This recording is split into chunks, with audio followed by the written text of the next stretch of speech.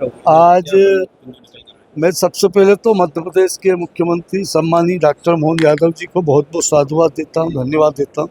खजुराहो में मंत्रिपरिषद की बैठक रख करके उन्होंने हमें खजुराहो से अवगत कराया और हमारे 2 साल के कार्य को लेकर के समीक्षा हुई। 2 साल के बाद आगे की कार्य योजना कैसे बनेगी और मध्य प्रदेश के विकास में, विशेषकर मैं कौशल विभाग का मंत्री हूँ, तो कौशल विभाग में क्या क्या नवाचार हो सकते हैं उसको लेकर के माननीय मुख्यमंत्री जी ने समीक्षा की और नवाचार के लिए हमें आगे नए भी निर्देश दिए।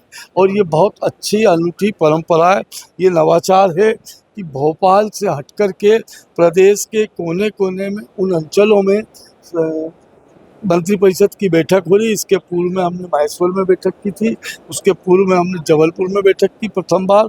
जबलपुर के बाद हमने संग्रामपुर, जहाँ महारानी दुर्गावती की कर्मभूमि रही, वहाँ बैठक हुई।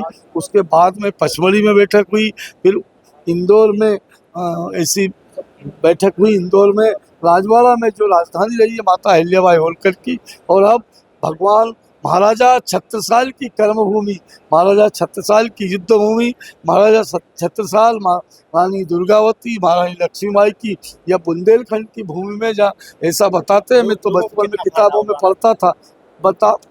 में पढ़ता था कि ये वीरों की धरती है और बुंदेलखंड की तलवारें कभी झुकी नहीं और इसकी खनखनाहट इस खजुराहो की पहाड़ियों से आज गूंज सुनाई देती है, बुंदेलखंड के किले से या दिखाई देता है। और यहाँ के युवाओं के चेहरे पर जो तेज दिखाई दे रहा है, निश्चित रूप से डॉक्टर मोहन यादव जी के नेतृत्व में मध्य प्रदेश दिन दूना रात चौगुना उन्नति कर रहा है और विकसित भारत की कल्पना के साथ में भारत के यशस्वी प्रधानमंत्री जी नरेंद्र मोदी जी का जो सपना है, उस सपने को हम साकार करने जा रहे हैं। ये नवाचार हुआ है।